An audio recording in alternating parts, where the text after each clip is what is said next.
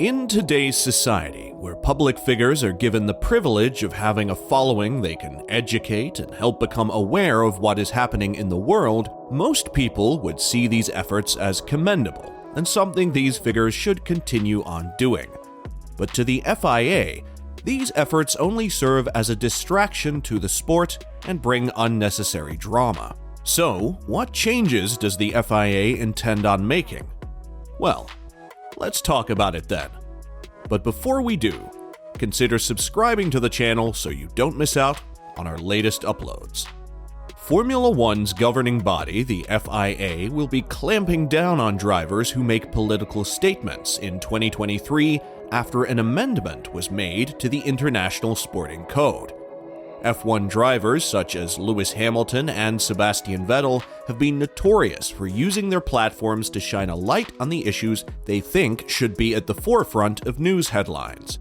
But with the new rules, all drivers at FIA-sanctioned events will now need a permit to display any political, religious, and personal statements from the governing body. And failure to comply with these instructions will be considered a breach of the regulations and will have to face necessary sanctions. FIA President Mohammed bin Sulayem has made his own feelings about drivers campaigning clear back in June when he took aim at Hamilton and Vettel for their work.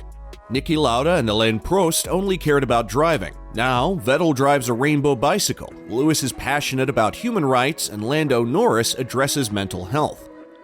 He later clarified that comment, writing on social media, "As a driver, I have always believed in sport as a catalyst of progress in society. That is why promoting sustainability, diversity, and inclusion is a key priority of my mandate.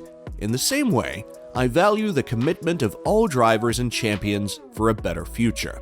As mentioned earlier, both Lewis Hamilton and Sebastian Vettel have used their platforms to make statements to denounce injustices present in the world and raise awareness against inequality and environmental issues. Lewis has worn in the past a t-shirt speaking about bringing justice to Breonna Taylor back at the Tuscan Grand Prix in 2020. But with the new rules that read, "The general making and display of political, religious, and personal statements or comments, notably in violation of the general principle of neutrality promoted by the FIA under its statutes, unless previously approved in writing by the FIA for international competitions or by the relevant ASN for national competitions within their jurisdiction." It continues, Article 12.2.1.n is changed to enable the FIA to align itself to the practices of other similar international sports organizations such as FIFA, IOC, and FIBA on the matter of neutrality by amending the ISC to this effect. This will allow the ISC to widen its scope of application to cover statements/comments in violation of the general principle of neutrality. Lewis will have a tough time trying to do what he has always done with his platform. And to compound onto Lewis's problems in 2023, many experts believe that the fight between him and his teammate George Russell will be much feistier than what we saw between him and Nico Rosberg. Speaking on his Twitch channel, former Williams and Ferrari team manager Peter Windsor believes that the partnership between Russell and Hamilton has the potential to turn explosive. "I think it'll be 10 times worse than Rosberg-Hamilton," he said. "I think what you saw in Barcelona on that opening lap in 2016 between Lewis and Nico is just the start of it between George and Lewis. Up another level. George is tough and hard, and he's going to drive into Lewis quite a lot if they're in race-winning, championship-winning cars for sure. I think Lewis will still be Lewis. He's still the best driver I've ever seen, since Niki Lauda maybe, at not getting involved in somebody else's accident. But George will be right there every race. It'll be so annoying for Lewis, which is why I keep saying that, in reality, if you've got Lewis, you're better off with Valtteri as his teammate." But even with the media pitting them against each other, Lewis has on multiple occasions dismissed suggestions that his relationship with Russell could become an issue in the future. "I'm a lot older and I've been with the team so long, so managing whatever challenges we come up with moving forward, we've been through so much that I don't think it's going to be a problem," he said. George, on the other hand, has had only kind words to say about Lewis all season long, saying that Lewis is a unique person to have as a teammate. I feel very fortunate to be in this team, a teammate of Lewis, learning a huge amount and being pushed to my limits, he said, speaking to the High Performance podcast. It's not easy being teammates with someone as fast and great as he is, but it has been a great year in many regards. What we all do, every single person in this paddock. We are so fortunate to travel the world, us driving the fastest cars in the world around the best tracks in the world. I'm knackered now, but still, there's a lot to look back on and be happy about. Everybody knew right after the opening race in Bahrain that Mercedes wasn't going to be a contender for the title this season. A situation Russell believes became beneficial for the relationship as he would reveal that tensions got high at different points during the season as the team were trying to figure out their W13. I think for sure the dynamic would have been slightly different had we arrived at the first race and had the fastest car on the grid, he said.